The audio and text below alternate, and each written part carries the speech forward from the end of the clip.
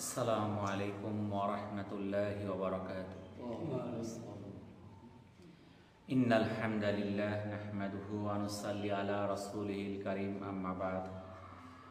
আল্লাহ পাকের নিকট লাখো কোটি শুকরিয়া যে মহান আল্লাহ তাআলা আমাদেরকে পবিত্র মাহে রমজানের প্রথম শুক্রবার জুমার নামাজ আদায় করার জন্য মসজিদে আসার মতো তৌফিক দান করেছেন। এই জন্য মহান আল্লাহর নিকট শুকরিয়া আদায় করি, আলহামদুলিল্লাহ। ওয়ালাইকুম আসসালাম ওয়া রাহমাতুল্লাহ। পবিত্র কোরআনে আল্লাহ তাআলা বলেন, বিসমিল্লাহির রহমানির রহিম, ইয়া আইয়ুহাল্লাযীনা আমানু কুতিবা আলাইকুমুস সিয়াম কামা কুতিবা আলাল্লাযীনা মিন ক্বাবলিকুম লাআল্লাকুম তাত্তাকুন। অর্থ, হে বিশ্বাসীগণ, তোমাদের উপর রোজা ফরজ করা হয়েছে যেভাবে ফরজ করা হয়েছিল তোমাদের পূর্ববর্তীদের উপর, যেন তোমরা তাকওয়া অবলম্বন করতে পারো। সূরা বাকারা আয়াত 183। তাহলে আল্লাহ তাআলা এই আয়াতে কি বললেন? বিশ্বাসীদের উপর রোজা ফরজ করা হয়েছে যেভাবে ফরজ করা হয়েছিল পূর্ববর্তীদের উপর। অর্থাৎ শুধুমাত্র উম্মতে মুহাম্মদের উপরে যে নামাজ রোজা ফরজ তা না, এর আগের উম্মত যারা ছিল তাদের উপরে রোজা ফরজ ছিল। রোজা কেন ফরজ করা হয়েছে? যেন আমরা তাকওয়া পরহেজগারি অবলম্বন করতে পারি। সূরা বাকারার 185 নম্বর আয়াতে আল্লাহ তাআলা বলেন, রমজান হলো সেই মাস যেই মাসে নাজিল করা হয়েছে কোরআন, যা মানুষের জন্য হিদায়াত এবং সত্য পথযাত্রীদের জন্য সুস্পষ্ট পথ নির্দেশ আর ন্যায় আর অন্যায়ের মাঝে পার্থক্যকারী। কাজে তোমাদের মধ্যে যে এই মাসটি পাবে সে যেন রোজা রাখে। সূরা বাকারা আয়াত 185। তাহলে এই পবিত্র রমজান মাসেই কোরআন নাজিল করা হয়েছে। এই কোরআনের মধ্যে কি আছে? হিদায়াত, সৎ পথযাত্রীদের জন্য সুস্পষ্ট পথ নির্দেশ, ন্যায় আর অন্যায়ের পার্থক্যকারী। কাজে যে এই রমজান মাস পাবে সে যেন রোজা রাখে। তার এই আয়াতের ভিত্তিতে রোজা কি হয়ে গেল? ফরজ হয়ে গেল। তো এই রোজা রাখলে আমাদের কি লাভ, কি ফায়দা? 1 নাম্বার, যে ব্যক্তি ঈমানের সাথে আল্লাহর কাছ থেকে পুরস্কারের আশায় রমজান মাসে সিয়াম পালন করে তার গুনাহসমূহ মাফ করে দেওয়া হয়। সহিহ বুখারীর 38 নম্বর হাদিস। 2 নাম্বার পুরস্কার, যে ব্যক্তি ঈমানের সাথে আল্লাহর কাছ থেকে পুরস্কারের আশায় রমজানে কিয়াম পালন করে তার গুনাহসমূহ মাফ করে দেওয়া হবে। সহিহ বুখারীর 37, 1001, সহিহ মুসলিমের 759, সুনানে দারমি, মুসনাদে আহমদ সহ বিভিন্ন হাদিসের গ্রন্থে এই হাদিসটা আসছে। অর্থাৎ যে আল্লাহর কাছে ঈমান এবং পুরস্কারের আশায় যে ব্যক্তি কিয়াম পালন করবে, কিয়াম অর্থ হইল দাঁড়ায় দাঁড়ায় নামাজ আদায় করা। অর্থাৎ আমরা যেটা কিয়ামুল লাইল, তারাবির নামাজ আদায় করি, যে ব্যক্তি এটা আদায় করবে তার গুনাহগুলো আল্লাহ তাআলা মাফ করে দেবে।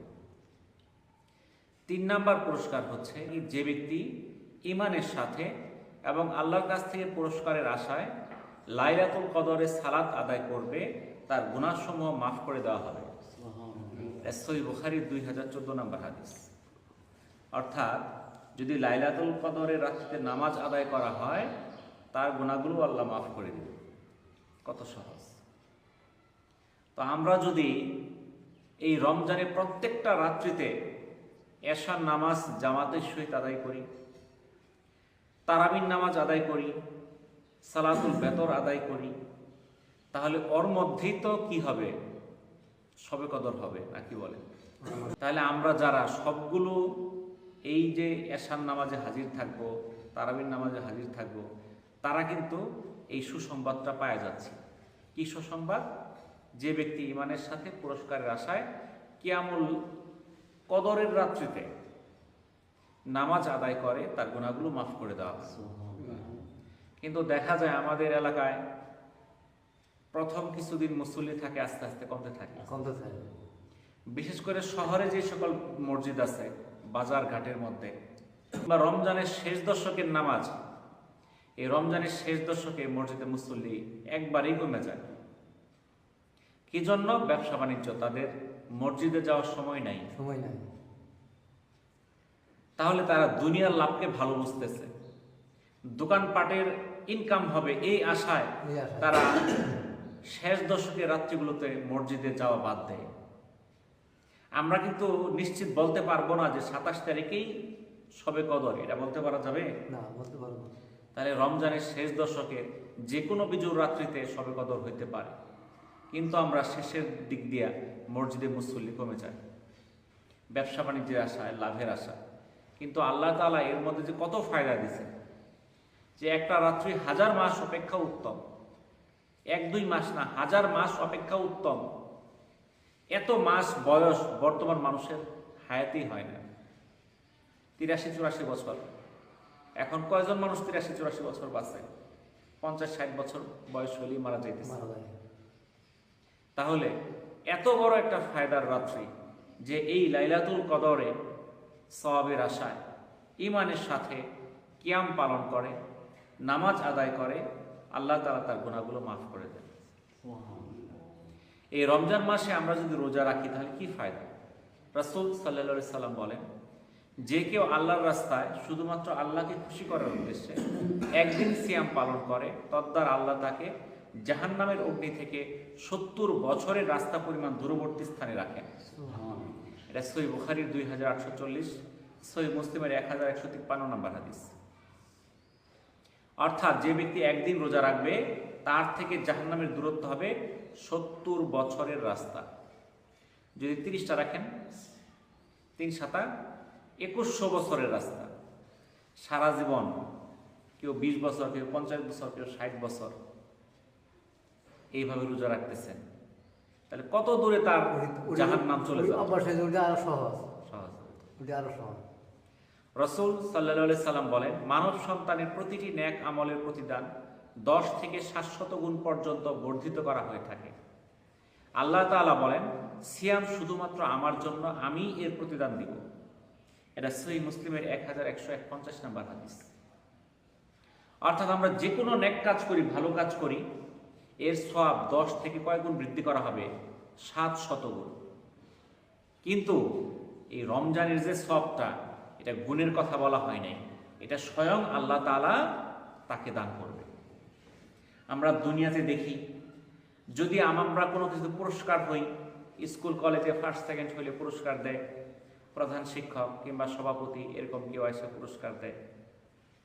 কিন্তু পুরস্কারটা যদি প্রধানমন্ত্রী নিজ হাতে দেয়, তাহলে যে পুরস্কার পায় তার কাছে কি গর্ব অনুভব হয় না? তো দুনিয়ার প্রধানমন্ত্রী তো 5 বছরের জন্য, পরে 5 বছর থাকবে কি থাকবে না নিশ্চয়তা নাই, থাকতেও পারে, নাও থাকতে পারে।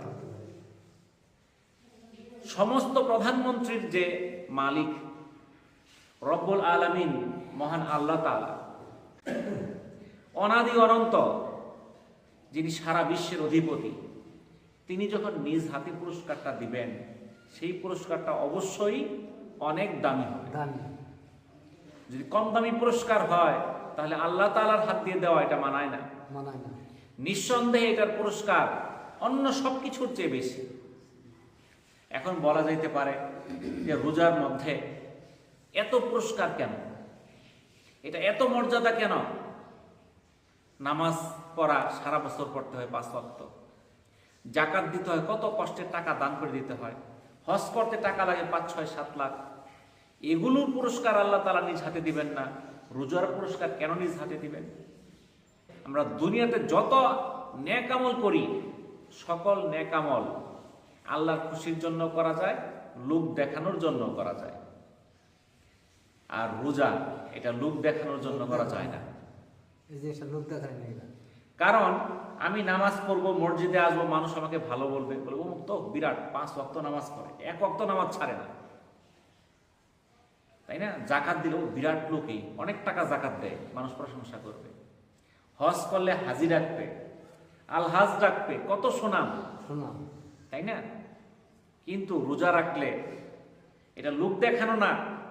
আমি ইচ্ছা করলে দরজা বন্ধ করে খাইতে পারি, ইচ্ছা করলে পানির মধ্যে ডুব দিয়ে 1 ডুব খাইতে পারি, কিন্তু এরপর আমি খাইলাম না, আমাকে কেউ দেখবে না, দুনিয়ার কোনো মানুষ খোঁজ পাবে না আমি দরজা বন্ধ করে খাইলে। কিন্তু আমি আল্লাহকে ভয় পাইলাম, আমি দরজা বন্ধ করেও খাইলে আল্লাহ তাআলা আমাকে দেখবে, আমি পানির নিচে ডুব দিয়ে খাইলেও আল্লাহ তাআলা আমাকে দেখবে। এই যে যে আল্লাহর ভীতিটা, এই জন্য আল্লাহ তাআলা এই রোজার পুরস্কার নিজ হাতে দিবেন। রাসূল সাল্লাল্লাহু আলাইহি সাল্লাম বলেন, রমজান মাসে প্রত্যেক রাত্রে একজন ঘোষণাকারী এই বলে আহ্বান করতে থাকে, হে কল্যাণের অনুসন্ধানকারী, তুমি অগ্রসর হও, হে অসৎ পথের পথিক, তোমরা অন্যায় পথে পথ চলা বন্ধ করো। অর্থাৎ এই রমজানের প্রত্যেকটা রাত্রিতে আল্লাহ তাআলা একজন ঘোষণাকারী পাঠান, যে আমাদেরকে ডেকে ডেকে বলে, কল্যাণের অনুসন্ধানকারী যারা, তারা অগ্রগামী হও, অগ্রসর হও, আর যারা অসৎ কাজের পথিক, তোমরা অন্যায় পথে চলা বন্ধ করো।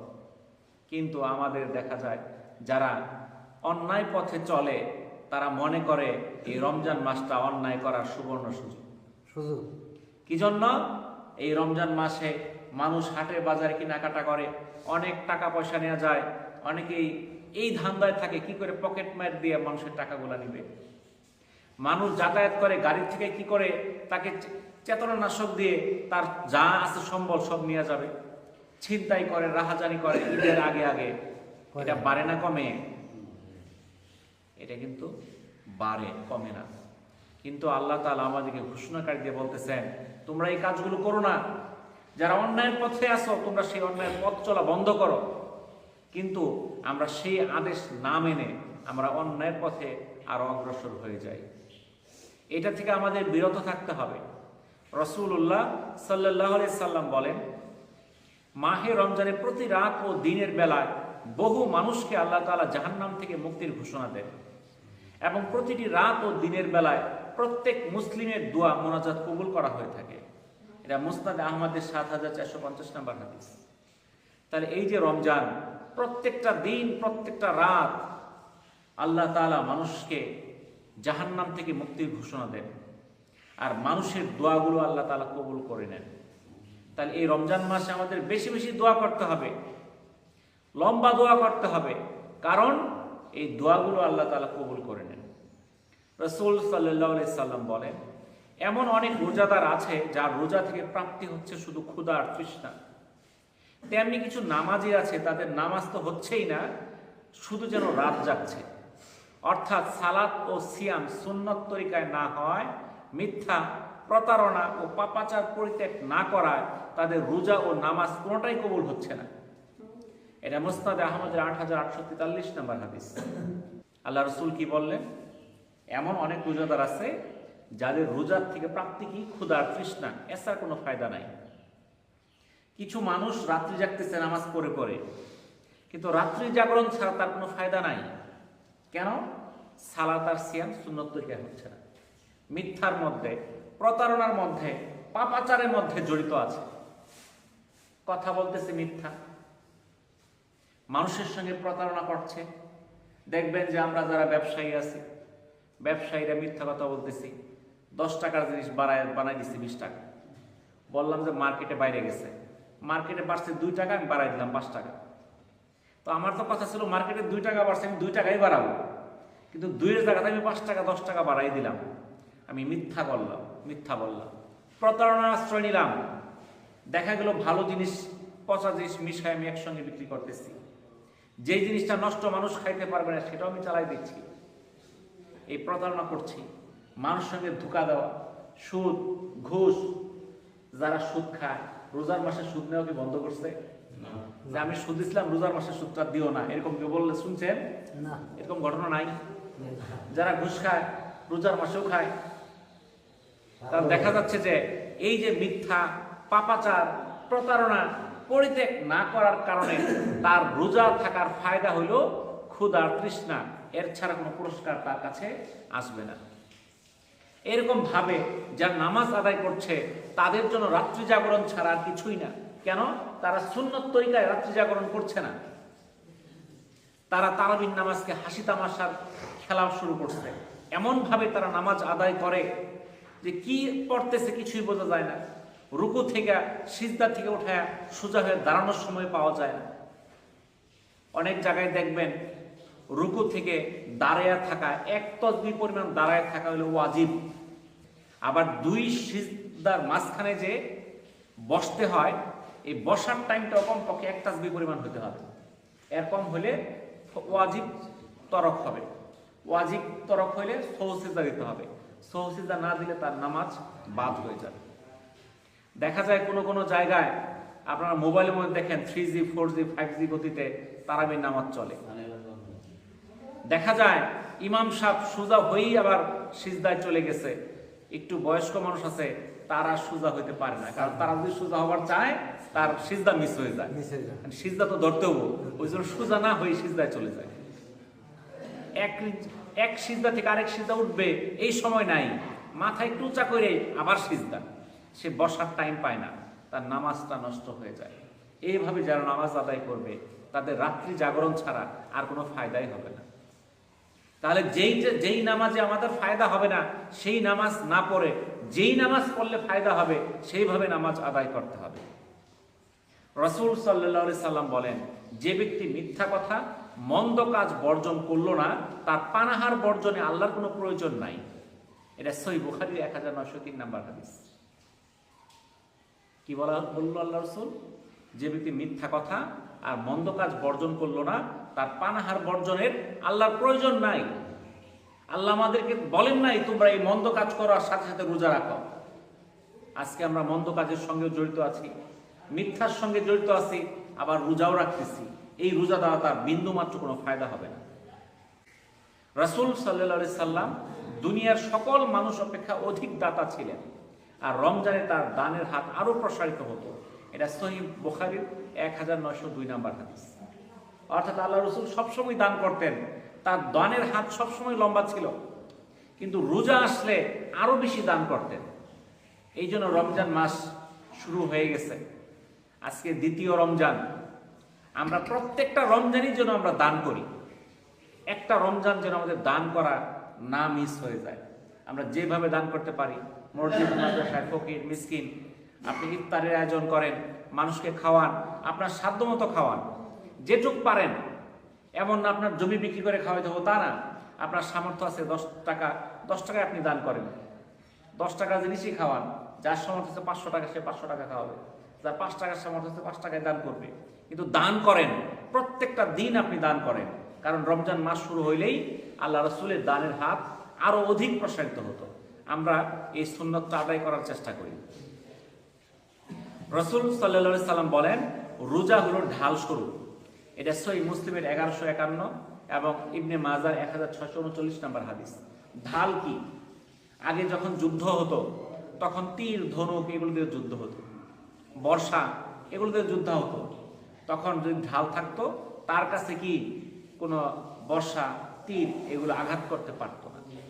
এরকম ভাবে এই রোজা হচ্ছে আমাদের জন্য ঢাল, সকল কিছুর বাধা। রাসূল সাল্লাল্লাহু আলাইহি সাল্লাম বলেন, তোমরা সাহরি খাও, কারণ সাহরিতে বরকত রয়েছে। এটা সহিহ বুখারীর 1923 নম্বর হাদিস। তাহলে আল্লাহ রাসূল আমাদের সেহরি খাওয়ার জন্য আদেশ করলেন, কারণ কি এটার মধ্যে বরকত আছে। আল্লাহ রাসূল বলেন, আমাদের রোজা এবং আহলে কিতাবীদের রোজার মধ্যে পার্থক্য হচ্ছে সেহরি খাওয়া। আমরা সেহরি খাই আর তারা খায় না। এটা সহিহ মুসলিমের 1096 নম্বর হাদিস। অর্থাৎ ইহুদি যারা, নাসারা যারা, ওরাও কিন্তু রোজা রাখে, কিন্তু তারা সেহরি খায় না। তাহলে আল্লাহ রাসূল বলছেন তাদের সঙ্গে বৈসাদৃশ্য করো, তারা সেহরি খায় না, আমরা সেহরি খাই। এটা হচ্ছে আমাদের রোজার পার্থক্য। সেহরির মধ্যে রয়েছে বরকত। অনেকে আলসামি করে, ঘুমাই নেবে 12টার সময়, খায় কি উঠতাম না, থাক এক খাওয়াই হয়ে গেল। এটা না, আমাদের সেহরি খাইতে হবে, সেহরির মধ্যে বরকত রয়েছে। রাসূল সাল্লাল্লাহু আলাইহি সাল্লাম বলেন, আমার উম্মত কল্যাণের মধ্যে ততদিন থাকবে যতদিন সময় হওয়ার সাথে সাথে ইফতার করবে এবং শেষ ওয়াক্তে সেহরি খাবে। এটা মুসনাদ আহমদের 5ম খণ্ডের 174 নম্বর হাদিস। অর্থাৎ আল্লাহ রাসূল বলেন, আমার উম্মতেরা ততদিন পর্যন্ত কল্যাণের মধ্যে থাকবে। কতদিন? যতদিন তারা ইফতার খুলবে দ্রুত, তাড়াতাড়ি, সঠিক সময়ে, যে সময় হওয়ার সাথে সাথে ইফতার করে এবং শেষ ওয়াক্তে সেহরি খায়। তাহলে আমরা যদি রাত 12টার সময় সেহরি খাই, হইল? সেটা খাইতে হবে শেষ ওয়াক্তে, সময়ের কাছাকাছি, যখন শেষ দিকে। আর ইফতার করতে হবে ওয়াক্ত হওয়ার সাথে সাথে। কিন্তু আমাদের মধ্যে কেউ কেউ আছে কয় না একটু পরে খায়, সারাদিন রয়েছে আর 2 মিনিট থাকাইতাম না, আজানটা শেষ হোক, দিন হলো কি দেখা যায় নাকি কন এরকম করে না কেউ, একটু অন্ধকার হোক, আমি সারাদিন থাকতে পারছি আর 5 মিনিট থাকতে পারবো না, সে পর খাজগারি দেখাইলো না, সে গুনার কাজ করবে। ওয়াক্ত হওয়ার সাথে সাথে তার কি করতে হবে? ইফতার করতে হবে। আমাদের শেরপুর জেলার জন্য ইসলামিক ফাউন্ডেশন ঢাকা থেকে একটা সূচি দিছে, জেলা প্রশাসন থেকে সূচি দিছে, নকলা উপজেলা প্রশাসন থেকে সূচি দিছে, কিন্তু আমরা ওই সূচি না দেখা আরো 3-4 মিনিট পরে আজান দেই নামাজের আরো 3-4 মিনিট পরে ইফতার করলাম। এটা কি সঠিক হইল নাকি? সঠিক হইল না। তাহলে সরকার কি ভুল দিছে সূচিটা? ইসলামিক ফাউন্ডেশন থেকে যেটা সরকার দিল, এই উপজেলা পরিষদ থেকে যেটা দিল, সেটা কি ভুল হচ্ছে? ভুল না, ওটাই সঠিক। তাহলে আমরা নতুন করে আরো বাড়াইলাম টাইম, না 8 করে চলতো, ঠিক না, আরো 2-3 মিনিট পরে করবো, এটা গুনার কাজ হয়। আঙ্গাটাই বল, এটাই তো কইলাম, একটা হলো মন মতো, একটা হলো সরকারি। সরকারি যেটা দিচ্ছে সঠিক, সরকার যারা এটা করছে ওরা তো আলেম ওলামাদেরকে নিয়েই করছে, ঠিক আছে, ওই তো একলা একলা করে নাই। তাহলে সরকার থেকে যেটা দিচ্ছে ওটাই আমরা দিছি। তো যাই হোক, আর ই সেহরি করতে হবে কোন সময়? শেষ সময়। এখন কেউ শেষ সময় আজান দিলে শুরু করবো, তাহলে চলবো না? চলবো না। রাসূল সাল্লাল্লাহু আলাইহি সাল্লাম এর সেহরি খাওয়া এবং আজানের মধ্যে সময়ের ব্যবধান ছিল 50 আয়াত তেলাওয়াত পরিমাণ। এটা সহিহ বুখারীর 1921, সহিহ মুসলিমের 1096 নম্বর হাদিস। হয়তো 10-15 মিনিট এরকম, অর্থাৎ আপনি সেহরি খাওয়া শেষ করবেন, 5-10 মিনিট পরে আজান হয়ে যাবে। কিন্তু এর মানে এই না আজান শেষ হইতেছে আর আপনি খাইতেছেন। আপনি ওইভাবে খাবেন যেন আজান শুরু হওয়ার 10-15 মিনিট আগেই খাওয়াটা শেষ হয়ে যায়, ঠিক আছে? সেহরি আজান দেওয়ার আগ পর্যন্ত খাওয়া যাবে, যতক্ষণ পর্যন্ত, আবার এখানে কিন্তু আজান যে দেওয়া হয়, আজান দেওয়া হয় 5:16, সেহরি শেষ হয় 5:13, অর্থাৎ আজানের 3 মিনিট আগে খাওয়া বন্ধ করে দিতে হবে। 5:13 হইলো সেহরি শেষ সময়, আজান হলো 5:16। আপনি 5:13 না খায়া আরো 5 মিনিট আগে খাওয়া শেষ করে দেন। কিন্তু এখন সুন্নত শুনছেন যে শেষ সময় খাওয়া, তাহলে আজান দিলে পরে খাওয়া শেষ করবো, এটা ঠিক না, ঠিক আছে তো? কারণ এখন তো আমাদের ঘড়ি আছে, এখন একজন সজাগ পাইছে না, ওই তাড়াহুড়া করে খাইলো, ওটা আলাদা জিনিস। আজানের আগ পর্যন্ত খাইলো সমস্যা নাই, কারণ আজান হওয়ার আগ পর্যন্ত খাইতে পারবে, কিন্তু আমরা 5-10 মিনিট আগেই খাওয়া শেষ করে দিব ইনশাআল্লাহ। রাসূলুল্লাহ সাল্লাল্লাহু আলাইহি সাল্লাম বলেন, যে ব্যক্তি সিয়াম পালন করবে সে যেন খেজুর দ্বারা ইফতার করে, খেজুর না পেলে পানি দ্বারা ইফতার করবে, কেননা পানি হলো অধিক পবিত্র। এটা সুনানে আবু দাউদের 2357 নম্বর হাদিস। কিন্তু এই সুন্নতটা আমরা পালন করি না। আমরা ইফতার করি সবাই শরবত দিয়ে, পানি দিয়ে, এটা সুন্নত না। সুন্নত হলো কি দিয়া? খেজুর দিয়া। খেজুর আছে, আগে পানি খাই পরে খেজুর খাই, এটা হইল না। আগে খেজুর খাইতে হবে পরে পানি খাইতে হবে, এটা হলো সুন্নত। এখন যার খেজুর নাই সে পানি দিয়ে খাবে, ঠিক আছে? তাহলে প্রধান সুন্নত হলো কোনটা? খেজুর দিয়া রোজাটা ভাঙা। যার কাছে খেজুর নাই সে পানি দিয়া ভাঙবে, এটাই উত্তম। এখন এই জন্য মনে করলাম খেজুর দিয়া যখন রোজা রাখতে বলছে, খেজুর 5 কেজি 10 কেজি কিনে ফেলি, বাজারের দাম বাড়াই দিই, এমনি তো দাম বেশি। 5 কেজি 10 কেজি খাওয়ার দরকার নাই। আপনি একটা খেজুর দিয়ে রোজা ভাঙবেন, পরে যা খুশি খান, সমস্যা নাই। ভাত খান, মাছ খান, পানি খান, সমস্যা নাই। আপনি একটা না খান, এক খেজুরে 4 টুকরা করে খান, তাও সুন্নত আদায় হবে। খেজুরে অনেক দাম, তাই না? ভালো খেজুর কিনতে গেলে 500, 700, 1000 টাকা কেজি। এখন খেজুরের দাম অনেক বেশি, 1300, 1400, 1600 টাকাও একটা চাইলো দেখলাম। তো এই যে খেজুরের দাম বেশি, আমরা এত না কিনা, কমাই কিনি। আমরা কম কিনা, আমরা অল্প অল্প করে সুন্নত আদায় করলাম, আমাদের সওয়াব হয়ে যাবে। রাসূল সাল্লাল্লাহু আলাইহি সাল্লাম বলেন, রমজান শুরু হলে জাহান্নামের দরজাগুলো বন্ধ হয়ে যায়। সহিহ বুখারী 1898 নম্বর হাদিস। তাহলে রমজানকে উপলক্ষ করে আল্লাহ তাআলা কি করছেন? জাহান্নামের দরজাগুলো বন্ধ করে দিয়েছেন। তাহলে কত বড় সৌভাগ্যের বিষয়। অন্য হাদিসে আল্লাহ রাসূল বলেন, রমজান শুরু হলে জান্নাতের দরজাগুলো খুলে দেওয়া হয়। সহিহ বুখারী 1899 নম্বর হাদিস। তাহলে এই যে দরজা খুলে দেওয়া হইল, এই দরজায় প্রবেশের জন্য আমাদের আমল করতে হবে। খালি খোলা থাকলে আমি প্রবেশ করতে পারবো না, আমার আমল করতে হবে। রাসূল সাল্লাল্লাহু আলাইহি সাল্লাম বলেন, এই রমজানে প্রত্যেক মুসলমান আল্লাহর সমীপে যে দোয়া করে তাই মঞ্জুর হয়ে যায়। এটা মুসনাদে আহমদের 2য় খণ্ডের 254 নম্বর হাদিস। তাহলে রমজান মাস দোয়া কবুলের মাস, আমাদের বেশি বেশি কি করতে হবে? দোয়া করতে হবে। আবু হুরায়রা রাদিয়াল্লাহু তাআলা আনহু থেকে বর্ণিত এক হাদিসে রাসূল সাল্লাল্লাহু আলাইহি সাল্লাম বলেছেন, ওই ব্যক্তি ধ্বংস হোক যার উপর রমজান মাস প্রবেশ করলো অথচ তার গুনাহ মাফ হলো না। এটা সহিহ মুসলিমের 2551 এবং শুআবুল ঈমানের 7500 নম্বর হাদিস। অর্থাৎ রমজান সে পাইলো কিন্তু তার গুনাহকে মাফ করাইতে পারলো না, সে ধ্বংস হোক। তাহলে কত বড় তার উপর অভিশাপ, লানত দেওয়া হয়েছে। তাহলে এই যে রমজান পাইলাম, এরপরও যদি আমাদের গুনাহগুলোকে মাফ করাইতে না পারি, তাহলে তো আমরা সেই ধ্বংসের মধ্যে নিশ্চিত। আল্লাহ তাআলা এই আমাদের জন্য, রোজাদারদের জন্য 2টা আনন্দের সময় দিয়েছেন। একটা হচ্ছে ইফতারের সময়। যখন ইফতারের সময় হয় তখন কি ভালো লাগে না খারাপ লাগে? ভালো লাগে। ভালো লাগে। আর দ্বিতীয় একটা সময়, ভালো লাগার সময় আসবে যখন রবের সঙ্গে সাক্ষাৎ হবে। যারা রোজাদার তাদের যখন আল্লাহর সঙ্গে সাক্ষাৎ হবে তখন একটা বিশাল আনন্দের সময় হবে। এই যে রোজাদার যারা, তাদের যে মুখের দুর্গন্ধ, সেটা আল্লাহর কাছে মেশকের চেয়েও সেটা উত্তম। সহিহ মুসলিমের 1151 নম্বর হাদিস। জান্নাতে অনেকগুলো দরজা আছে। একটা দরজা আছে যার নাম হলো রাইয়ান। এই দরজা দিয়ে শুধু রোজাদাররাই প্রবেশ করবে, আর যে তাতে প্রবেশ করবে সে কখনোই পিপাসার্ত হবে না। এটা জামি তিরমিজি 765 এবং ইবনে মাজার 1640 নম্বর হাদিস।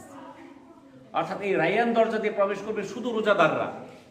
এই দরজা দিয়ে প্রবেশ করলে তার জীবনে কখনো আর তৃষ্ণা লাগবে না। আব্দুল্লাহ ইবনে আমর রাদিয়াল্লাহু তাআলা আনহু থেকে বর্ণিত, রাসূল সাল্লাল্লাহু আলাইহি সাল্লাম বলেন, রোজা এবং কোরআন কিয়ামতের দিন বান্দার জন্য সুপারিশ করবে। রোজা বলবে, আমি তাকে দিনের বেলায় পানাহার ও প্রবৃত্তির চাহিদা মেটানো থেকে বিরত রেখেছি, সুতরাং তার ব্যাপারে আমার সুপারিশ কবুল করুন। কোরআন বলবে, আমি তাকে রাত্রে ঘুম থেকে বিরত রেখেছি, সুতরাং আমার সুপারিশ কবুল করুন। তখন দুইজনের সুপারিশ গ্রহণ করা হবে। এটা মুসনাদ আহমদের 6599, তাবরানী সহ বিভিন্ন হাদিসের গ্রন্থে হাদিসটা আসছে। তাহলে এই রোজা এবং কোরআন এই 2টা মানুষের জন্য কিয়ামতের দিন বান্দার জন্য সুপারিশ করবে। রোজা কি জন্য সুপারিশ করবে? এই রোজা আমাদেরকে পানাহার এবং প্রবৃত্তির চাহিদা থেকে বিরত রেখেছে। আর কোরআন তিলাওয়াতের কারণে কি আমাদের রাত্রির ঘুম, এটা থেকে আমরা বিরত থেকেছি। এই 2টার যে সুপারিশ, এই 2টার সুপারিশে আল্লাহ তাআলা কবুল করবে। কিন্তু আজকে আমরা কোরআন শরীফ তিলাওয়াত করার সময় নেই। কথা সত্য না মিথ্যা? কোরআন তিলাওয়াত করে এরকম লোক পাওয়া কঠিন। আগের যুগে, বেশি দিন আগের কথা না, এটা আমার বয়সে আমি দেখছি, আপনারাও দেখছেন, যে প্রত্যেকটা ঘরের মধ্যে সকালবেলা কোরআন তিলাওয়াতের শব্দ পাওয়া যেত। আর এখন কোন জায়গায়, ঘরে বাইরে মসজিদেও কোরআন তিলাওয়াতের শব্দ পাওয়া যায় না। এখন আমি দেখি না যে মসজিদের মধ্যে বসে মানুষ কোরআন তিলাওয়াত করতেছে। হয়তো যেখানে খতমে তারাবি হয়, 2জন হাফেজ আছে, ওরা বসে বসে পড়ে, আর আমার দৃষ্টিতে পড়ে না। তো আমাদের এই কোরআন তিলাওয়াত করতে হবে। যারা কোরআন তিলাওয়াত করতে পারে না, কোরআন তিলাওয়াত করার শিক্ষা করি। আমরা কোরআন পড়ার শিক্ষা করি। যারা পারি তারা আমরা তিলাওয়াত করার চেষ্টা করি, প্রত্যেক দিন চেষ্টা করি। এই যে রমজান মাস, এই সময় আমরা যে কোনো সময় আমরা সারাদিন বসা থাকি, কোনো কাজ নাই, আমরা ইচ্ছা করলে কোরআন তিলাওয়াত করতে পারি, কিন্তু আমরা করি না। যারা পারি না তারা আমরা শেখারও চেষ্টা করি না। আমরা মনে করি পাই না, শয়তান তো বলে দিচ্ছে যে না পাইলে সব মাপ। এটা কার কথা? এটা শয়তানের কথা, কোনো আলেমের কথা নেই, এটা শয়তানের কথা। না পাইলে কি, না জানলে সব মাপ। আল্লাহ আমাকে সব জানার জন্য দুনিয়াতে পাঠাইলো, আমি সব জানতে পারলাম, আমি নামাজ রোজা এগুলা শিখলাম না, কোরআন কেমনে পড়তে হয় এটা শিখলাম না। আমাকে দুনিয়ার মধ্যে খালি এই কৃষি জমি, খেত খামার, ঘর বাড়ি, চাকরি বাকরি, ব্যবসা বাণিজ্য, এটার জন্য পাঠাইছে? জিন আর ইনসান, এই 2টা সম্প্রদায়কে আল্লাহ তাআলা সৃষ্টি করছে মানুষের ইবাদতের জন্য। আর আমরা সেগুলো রাইখা আমরা দুনিয়ার কাজে ব্যস্ত হয়ে গেলাম। আমরা কোরআন তিলাওয়াত থেকে দূরে চলে গেলাম। আমাদের কোরআন তিলাওয়াত করতে হবে, কোরআনের অর্থ বুঝতে হবে, সেই অনুযায়ী আমল করতে হবে। আর নয়তো আমাদের হিসাব দিতে হবে। আপনি শিখলেন না, এটার জন্য আপনি বেঁচে যাবেন না, বাঁচতে পারবেন না, কোনো উপায় নেই বাঁচার। আমাদের শিখতে হবে, কারণ নামাজ রোজা এটা যেরকম ফরজ, এলমে দ্বীন শিক্ষা করাও সেই একইভাবে ফরজ। তাহলে আমাদের সেই এলমে দ্বীন শিক্ষা করতে হবে, কোরআন শিক্ষা করতে হবে। আবু হুরায়রা রাদিয়াল্লাহু তাআলা আনহু থেকে বর্ণিত, রাসূল করিম সাল্লাল্লাহু আলাইহি সাল্লাম বলেন, 3 ব্যক্তির দোয়া ফিরিয়ে দেওয়া হয় না।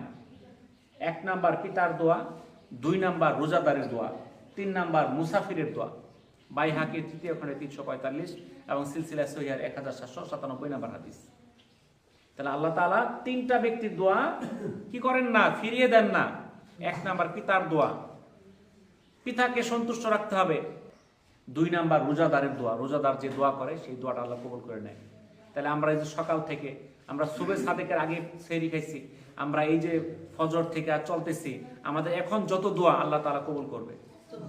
ইফতার পর্যন্ত, ইফতার এক মুহূর্ত পর্যন্ত আমরা দোয়াগুলো করতে থাকবো, এই দোয়াগুলো আল্লাহ তাআলা কবুল করবে। 3 নাম্বার মুসাফির, তার দোয়াগুলো আল্লাহ তাআলা কবুল করে। রাসূল সাল্লাল্লাহু আলাইহি সাল্লাম বলেন, তোমাদের মধ্যে যে ব্যক্তি সিয়াম পালন করবে সে যেন অশ্লীল আচরণ এবং চেঁচামেচি করা থেকে বিরত থাকে। যদি কেউ তাকে গালি দেয় বা তার দিকে মারমুখী হয়ে আসে, সে যেন বলে আমি রোজাদার।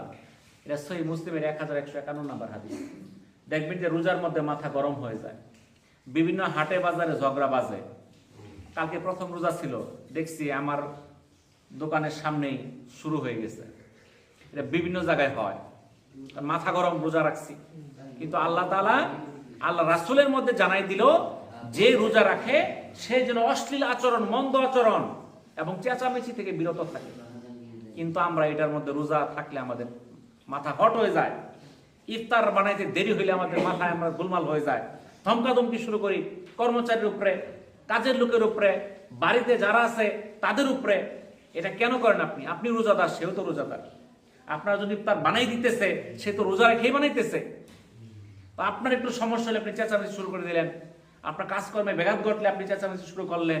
এটা ইসলামের বিধান না। রোজাদার যে, তাদের প্রতি ইহসান করতে হবে। আপনার দোকানে কর্মচারী আছে, তাকেও আপনি একটু ইহসান করেন, তার কাজটা একটু সহজ করে দেন, কারণ সে রোজাদার। রাসূল সাল্লাল্লাহু আলাইহি সাল্লাম বলেন, তোমরা রমজানের শেষ দশকে শবে কদর খুঁজো। এটা সহিহ বুখারীর 2027, সহিহ মুসলিমের 1167 নাম্বার হাদিস। তাহলে রমজানের শেষ 10 দিন শবে কদর খুঁজতে হবে। আমরা শুধু 27 রমজান খুঁজলে হবে না। কোন দিন? রমজানের শেষ 10 দিন। যদি কেউ নিশ্চিত শবে কদর পাইতে চায়, তাদের একটা সুবিধা আছে। রাসূল সাল্লাল্লাহু আলাইহি সাল্লাম বলেন, যে ব্যক্তি আল্লাহ তাআলার সন্তুষ্টির উদ্দেশ্যে একদিন ইতিকাফ করবে, আল্লাহ তাআলা তার এবং জাহান্নামের মধ্যে 3 খন্দক দূরত্ব সৃষ্টি করে দিবেন। অর্থাৎ আসমান ও জমিনের দূরত্ব অধিক বৃদ্ধি করে দিবেন। এটা সোয়াবুল ইমানের 3065 নাম্বার হাদিস। যদি কেউ রমজানের শেষ 10 দিন ইতিকাফ করে, তাহলে তার জন্য এই যে শবে কদর, এটা নিশ্চিত। কারণ শেষ দশকের মধ্যেই কি হবে? শবে কদর হবে। আর 10 দিন ইতিকাফে তো রয়ে গেলেন, তাহলে তার জন্য কি শবে কদর নিশ্চিত পাবে। আমরা 10 দিন ইতিকাফ করছি, এরকম লোক পাওয়া খুব কঠিন। এই মসজিদে কত বছর ছিল? পোলাপান যারা আছে, ওদের উপরে নামাজ রোজা ফরজ হয়েছে কিনা। যদি ফরজ যাদের উপরে হয়েছে, তারা যদি ইতিকাফ করে তাহলে হবে। আর বাকি যেটা হবে তাদেরটা ওই যে সুন্নতে মুআক্কাদা যে ওইটা আদায় হবে। বুঝতে পারছেন? এখন পোলাপানের বয়সটা মাত্র আছে, ধরেন এই যে একটা ছোট বাচ্চা, এই যে হজ করে, এর হজ হবে, কিন্তু ফরজ হজ আদায় হবে না। এর বয়স যখন সাবালক হবে, তখন যদি তার সামর্থ্য হয়, আবার হজ করতে হবে। বুঝতে পারছেন কিছু? যার উপরে ইসলামিক বিধানগুলো ফরজ হয়েছে, সে যদি ফরজিয়ত আদায় করে হবে। এই যে শেষ 10 দিন ইতিকাফে থাকা, এটা হলো প্রত্যেকটা মসজিদের মধ্যে সুন্নতে মুআক্কাদায়ে কিফায়া। অর্থাৎ যদি এখানে কয়েকজন লোক এখানে আদায় করে, বাকিরা গুনাহ থেকে বেঁচে যাবে। যদি একজনও এখানে ইতিকাফ না করে, সমস্ত মহল্লাবাসী গুনাহগার হবে। আর যদি 2-4 জন করে, সব পাবে 2-4 জনেই, বাকিরা গুনাহ থেকে বাঁচবে। আবার এটা মনে করেন না ওই 2 জন করলে আমরা সব পাবো, অন্যরা সব পাবে না। যে ইতিকাফ করবে সেই সব পাবে, অন্যরা গুনাহ থেকে বাঁচবে। বুঝছেন তো? তাহলে ইতিকাফের নিয়ত আগেই করে ফেলেন। রমজানের শেষ 10 দিন ইতিকাফ করা, আল্লাহ রাসূল এই আমলটা কখনো ছাড়েন নাই। এবং সর্বশেষ রোজায় তিনি 20 দিন ইতিকাফে ছিলেন। আর রমজানের শেষ দশকে আমাদের বেশি বেশি দোয়া করতে হবে, আল্লাহুম্মা ইন্নাকা আফুবুন তুহিব্বুল আফওয়া ফাফু আন্নি। অর্থাৎ, হে আল্লাহ, নিশ্চয় আপনি পরম ক্ষমাশীল এবং ক্ষমা করতে ভালোবাসেন, সুতরাং আমাকে ক্ষমা করে দিন। এই জন্য আমরা রমজান মাসে বিশেষ করে শেষ দশকে এটা বারবার বলবো, শত শতবার পড়বো, আল্লাহুম্মা ইন্নাকা আফুব্বুন তুহিব্বুল আফওয়া ফাফু আন্নি। এই দোয়াটা আমরা বেশি বেশি পড়বো। তো রমজান শুরু হয়েছে, আমাদের দেখা যাবে আস্তে আস্তে শেষ হয়ে যাবে। আমি আগামী রমজান, আগামী যে শুক্রবার, এই শুক্রবারে এখানে জুমার নামাজ ইনশাল্লাহ পরবর্তী যদি আল্লাহ তাআলা হায়াত রাখে, পরের শুক্রবারে আমি চলে যাব উমরার উদ্দেশ্যে। তো এই যে সময়টা আছে, এই যে সময় হয়তো যে 15 দিন থাকবো আপনাদের সঙ্গে ইনশাল্লাহ নামাজ পড়ার চেষ্টা করব। আপনারা সবাই আমার জন্য দোয়া করবেন যেন আল্লাহ তাআলা আমাকে সহি সালামতে সেখানে নেওয়ার জন্য সুযোগ করে দেয়।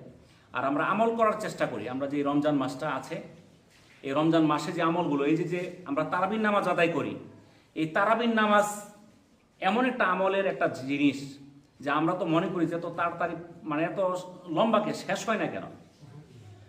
যখন আমি এর আগেও কয়েক রোজায় আমি মক্কাতে ছিলাম, আমি মদিনাতে কখনো তারাবি পড়ি নাই। এবার নিয়ত করছি মদিনাতে তারাবি পড়ার, যার জন্য আমি ওইভাবে প্ল্যান করছি যেন মদিনাতে যাই আমি তারাবি আদায় করতে পারি। তো ওখানে নামাজ যখন শুরু করে মনে হয় যে নামাজ শুরু হয়েছে, শেষ যেন না হয়, এমনভাবে তিলাওয়াত করে মনে যে শুনতেই থাকি।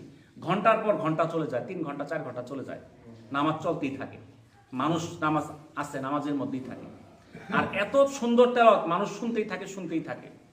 আল্লাহ রসুল যখন নামাজ আদায় করতেন, তিলাওয়াত করতেন, এই তিলাওয়াত করার জন্য কাফির যারা ছিল তারাও শুনতে আসতো, তারা শুনতো, তিলাওয়াত শুনতো। এত সুমধুর কণ্ঠে আল্লাহ রসুল তিলাওয়াত করতেন। এই তিলাওয়াত শোনার জন্য কাফির যারা ছিল, মুশরিক যারা ছিল, তারা চলে আসতো। তো শুনতে শুনতে কোন সময় যে ফজর পার হইয়া মানে আলোকিত হয়ে গেছে দিন, এটা তারা টের পাইতো না। তখন দেখতো সব কাফেররা চারদিকে, ব্যাপার কে, তুমি এনে আসতো কে? তখন তো সবার মনটা ছোট হয়ে গেল। এই আমি তিলাওয়াত শুনতে এসে পড়ছি, বললো যা, কালকে আর কেউ আসবো না, কালকে আমরা কেউ আসবো না, এটা বলে তারা চলে গেল। পরের দিন দেখা গেছে আবার হাজির। এই তিলাওয়াতের এত একটা কিয়াস ছিল, আকর্ষণ ছিল, এত সুন্দর সুমিষ্ট কণ্ঠে আল্লাহ রসুল তিলাওয়াত করতেন। তো আমরা তো সেইভাবে করি না, কিন্তু দেখা যায় মক্কা মদিনা যে তিলাওয়াত করে অনেক সুমধুর কণ্ঠে, আপনারা হয়তো টিভিতে দেখেন কিংবা মোবাইলেও দেখা যায় যে তারা কত সুন্দর টানিয়া কিভাবে তিলাওয়াতগুলো করে। কিন্তু আমরা তিলাওয়াতগুলো করি মনে হয় দম সারা যাইতেছে না, এমনভাবে তিলাওয়াত করি যার জন্য আমাদের তিলাওয়াতের প্রতি আমাদের মহব্বত আসে না। আমাদের তিলাওয়াত করতে হবে ধীরে স্থিরে, লম্বা লম্বা করে। যদিও আমি 1 ঘন্টার মধ্যে নামাজ শেষ করি, কিন্তু আরো লম্বা করলে হয়তো মুসলিম কমে যাবো, এই ভয়ে হয়তো করি না। কিন্তু এই 1 ঘন্টার জায়গা যদি 1.5 ঘন্টা নামাজটা হইতো তাহলে আরেকটা সুন্দর হইতো, তাই না? কারণ এই রোজার মাস, এই বছর পাইছি, আগামী বছর পাবো, নিশ্চয়তা আছে? কেউ নিশ্চয়তা দিতে পারবেন না। গত বছর এখানে রোজার মধ্যে তারাবি আদায় করছে, এরকম ছিল, কিন্তু অনেকেই আছে, আজকে নাই। এরকম ভাবে আজকে আমরা যারা আছি, আগামী বছর অনেকেই থাকবো না, সেটা আল্লাহ তাআলাই ভালো জানে। এই যেন এই রমজান মাসটাকে আমরা গনিমত হিসেবে গ্রহণ করি। এই রমজান মাসটাকে আমরা মনে করি কল্যাণের মাস, লাভের মাস। এখান থেকে আমরা যত বেশি ইনকাম করতে পারি। কিন্তু আজকেও দেখেন আজান হওয়ার পরেও 15-20 মিনিট যায়, মসজিদে মানুষ নাই। আজকে আমাদের কি কাজ ছিল বলেন তো দেখি? আমার তো মনে হয় যে ক্ষেত কাজের জন্য কেউ দেরি করছেন এরকম না, হয়তো 2-1 জনে থাকতে পারে, 2-1 জনের ক্ষেতের হয়তো এটা আসতে দেরি হয়েছে। আর বাকিরা ঘরের মধ্যে বসেছিলাম, দোকানপাট নাই, চাকরি নাই, ব্যবসা নাই, সবকিছুই বন্ধ। এরপর আমরা আসি, যখন খুতবা দিবে তখনই আমরা যাব, এর আগে যাব না। তাহলে এই যে আল্লাহ তাআলার কাছে যে পুরস্কারের মাস আমাদের জন্য আল্লাহ তাআলা দিল, আমরা যদি না নেই, জোর করে আল্লাহ দিবে? এই পুরস্কার তো আমার দরকার, আল্লাহর তো দরকার নাই। তাহলে আমার যদি পুরস্কারের দরকার থাকে, আমাকে সঠিক সময় মসজিদে আসতে হবে, মসজিদে আজান হওয়ার আগে আসতে হবে। আমি আজান হওয়ার আগে আসব, আমরা 2 রাকাত, আমরা মসজিদে প্রবেশের যে নামাজ আছে, এই 2 রাকাত নামাজ পড়া তারপরে আমরা সামনে বসবো, আলোচনাগুলো শুনবো। যতক্ষণ আমরা নামাজের উদ্দেশ্যে এখানে বসবো, আমাদের আসার উদ্দেশ্য কি? নামাজ আদায় করা। যে ব্যক্তি নামাজ আদায়ের জন্য মসজিদে যতক্ষণ অবস্থান করবে, সে যতক্ষণ থাকবে তার সেই সময়টাকে নামাজের মধ্যেই গণ্য করা হবে। অর্থাৎ আপনি যদি 1 ঘন্টা আগে আসেন, তাহলে 1 ঘন্টা নামাজ পড়লে আপনি যে সওয়াব পাইতেন, এখানে 1 ঘন্টা বসে আছেন, একই সওয়াব পাবেন। তাহলে এত পুরস্কার থাকা সত্ত্বেও আমরা আসতে পারি না।